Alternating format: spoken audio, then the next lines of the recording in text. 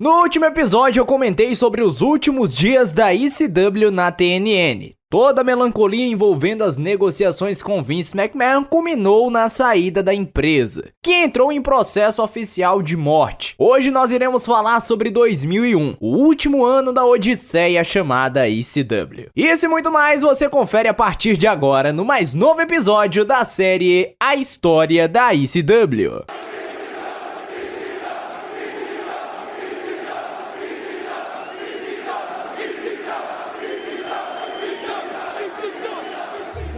O ano de 2001 foi o pior no aspecto corporativo para o wrestling. Apesar da WWF estar planejando a grande WrestleMania 17, com Stone Cold Steve Austin e The Rock no auge das suas carreiras, e uma dezena de lutadores com passagem pela ECW, os negócios não estavam tão legais em outros campos, em outros lados. A WCW, por exemplo, perdeu 62 milhões de dólares em 2000. Tudo isso fez com que o grande conglomerado de mídia que os bancava quisesse se livrar do produto. Até chegou a se falar em trocar a WCW pela ECW na TBS, mas esse papo não vingou. Quando 2000 acabou, a ECW também acabou, só que não tinha rolado ainda o anúncio formal. Havia uma esperança de que eles conseguiriam fechar com a Fox Sports Net, só que era um negócio absolutamente complicado, porque eles queriam que a ECW transmitisse 4 ou 5 shows por semana. Imagina só, a proposta deles não cobria os custos de tantos shows. Apesar de ser uma rede de emissoras e haver a possibilidade de lucro com anunciantes, o Heyman considerou essa proposta como inviável. Um dos indicativos que as coisas estavam perto de um final foi a ausência do Paul Heyman dos eventos ao vivo. Após anos indo para praticamente todo o show da ECW, ele começou a dar sumiço e criou um clima de total desconfiança nos bastidores. Como desculpa, ele dizia estar em Los Angeles tentando negociar um acordo para manter a empresa viva. Poderia ser também uma desculpa para se livrar dos lutadores que iam cobrá-lo pelo dinheiro que ele devia. Só que realmente ele estava em Los Angeles, porém estava filmando o filme Rollerball,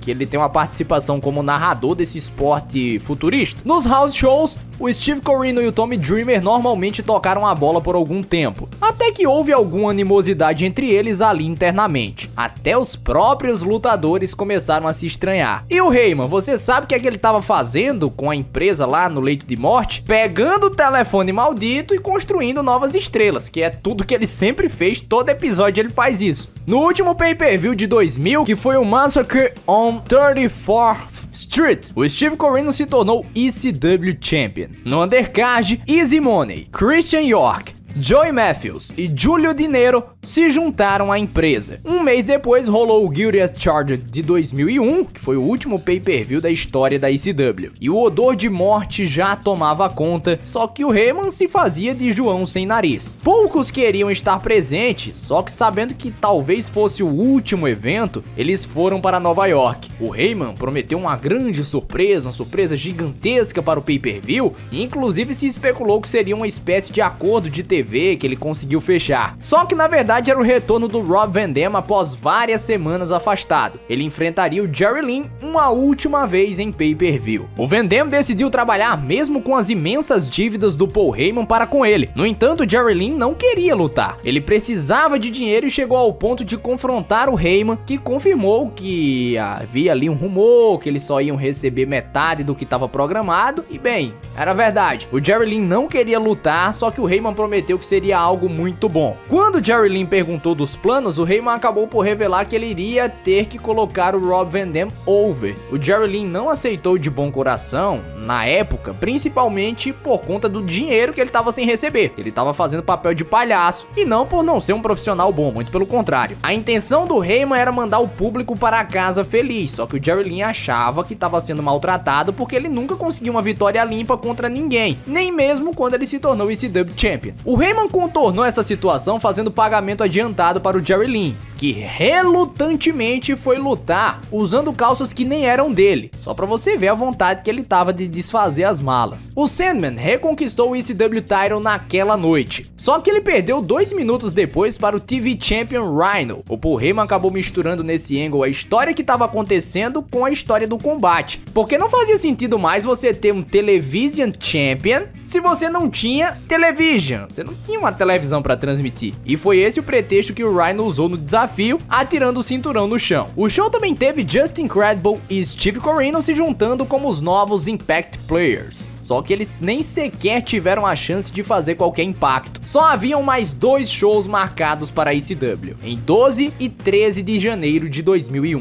Um deles era uma gravação de TV que já estava marcada para Poplar Bluff, no Missouri. Cerca de 1.200 pessoas apareceram, mas só um plantel esquelético esteve por lá. O Super Crazy e o Tajiri, por exemplo, não queriam aparecer, só que eles foram convencidos pelo Victor Quiñones a mudarem de ideia, porque querendo ou não, foi o Heyman que abriu as portas para eles nos Estados Unidos. Numa situação tragicômica, a empresa perdeu o TV Title. Exatamente, não tá entendendo errado você não, eles perderam quando o Rhino se livrou dele naquele desafio e não conseguiram encontrar até essas tais gravações de TV. E na noite seguinte, infelizmente a ECW foi enterrada no lugar mais aleatório de todos, que foi Pine Bluff, no Arkansas. Mesmo assim, ainda existia uma vã esperança de que o Heyman iria desenrolar algo de última hora. O Tommy Dreamer, por exemplo, disse que a empresa ainda tinha um pay-per-view marcado para 11 de março de 2001, mas não teve jeito. Após a última luta da história da empresa, que foi Sandman vs Justin Credible, se você se interessa por esse tipo de curiosidade, os dois se abraçaram. Tommy Dreamer apareceu no ringue com outros membros do plantel com lixeiros cheios de cerveja e teve lá uma longa confraternização com um fim cheio de lágrimas para uma empresa construída em sangue e suor. Praticamente todas as esperanças das pessoas conectadas com a ECW sobre haver um futuro para a empresa acabaram no dia 5 de março de 2001.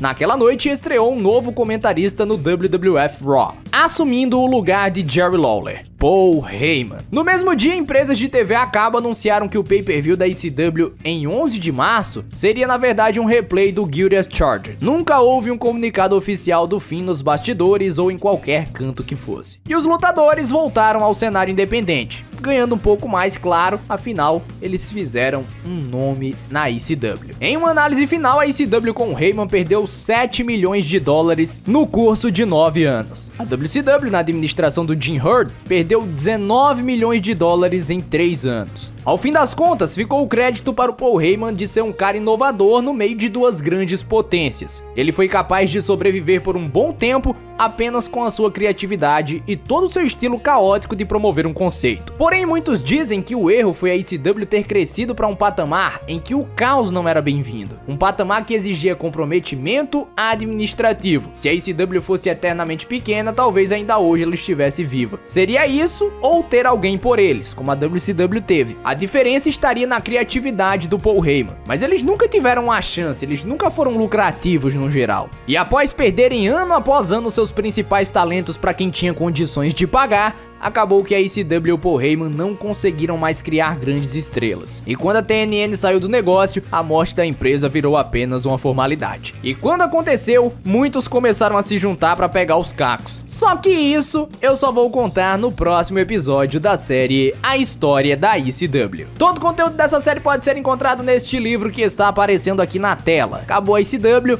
é hora da gente tentar ver o que é que sobrou. E teve uma treta, uma confusão depois que foi decretada a falência, até ser decretada a falência num geral, teve muita coisa aí pra ser resolvida ainda. Então não acabou exatamente. Próxima semana, no próximo episódio eu trato disso, beleza? No mais, deixa o seu like, pega aí o link de toda essa playlist com todos os episódios, manda pra galera tomar conhecimento do que era a ECW, do que significa ECW, e principalmente agora que a série tá quase concluída, é sempre bom que vocês mandem aí esse link pra galera ter esse conhecimento, beleza? Tchau, tchau, galera! Fui!